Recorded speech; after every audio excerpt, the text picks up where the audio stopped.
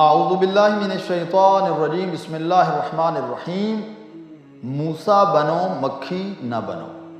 آپ نے شاید یہ محاورہ سنا ہوگا۔ آج ہم آپ کو بتا رہے ہیں کہ اس محاورے کا مطلب کیا ہے۔ آپ دیکھتے ہیں کہ ہمارے معاشرے میں یہی چیز ہے کہ ہم اپنے عیبوں کی طرف نہیں دیکھتے بلکہ دوسروں کے عیب تلاش کرنے کی کوشش کرتے ہیں، یہاں تک کہ اگر ایک شخص اس میں 100 خوبیاں پائی جاتی ہیں اور ایک خامی ہمیں جب نظر آتی ہے اس کی، تو ہم اس کی 100 خوبیوں کو بھول جاتے ہیں، اس کی ایک خامی کو پکڑ لیتے ہیں۔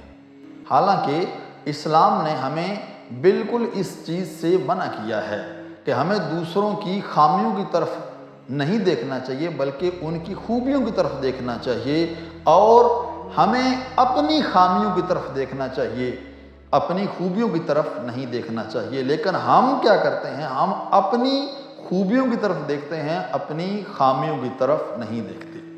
تو یہ جو محاورہ ہے کہ موسیٰ بنو مکھی نہ بنو، ایک دفعہ حضرت موسیٰ علیہ السلام اپنے حواریوں کے ساتھ جا رہے تھے کہ انہوں نے دیکھا کہ ایک کتا مرا ہوا پڑا ہے اور اس کے جسم پر کیڑے موجود ہیں۔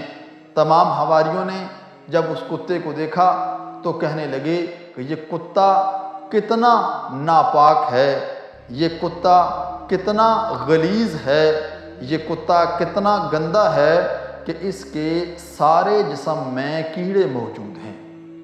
لیکن جب حضرت موسیٰ نے اس کتے کی طرف نگاہ کی تو موسیٰ علیہ السلام کہنے لگے، اس کتے کے دانتوں کی طرف دیکھو، اس کے دانت کتنے خوبصورت اور سفید ہیں۔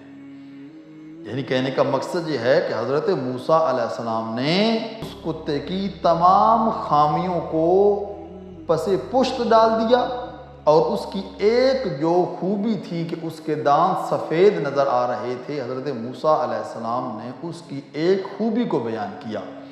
لیکن مکھی کیا کرتی ہے؟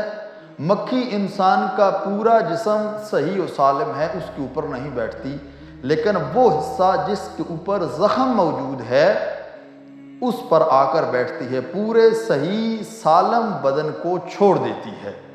تو ہمیں چاہیے کہ ہم مکھی والا کام نہ کریں کہ انسان کی وہ ہزاروں خوبیاں اس کو ہم چھوڑ دیں اور ایک خامی کو پکڑ لیں، بلکہ ہمیں موسیٰ بننا چاہیے کہ جب ایک انسان کے اندر خامیاں پائی جائیں، زیادہ خامیاں ہوں، پھر بھی ہمیں دیکھنا چاہیے کہ اس کے اندر جو ایک خوبی ہے وہ ایک خوبی کیا ہے۔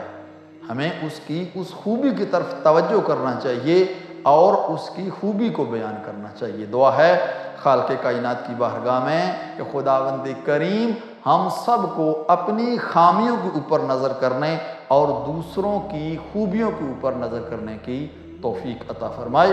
والسلام علیکم ورحمۃ اللہ وبرکاتہ۔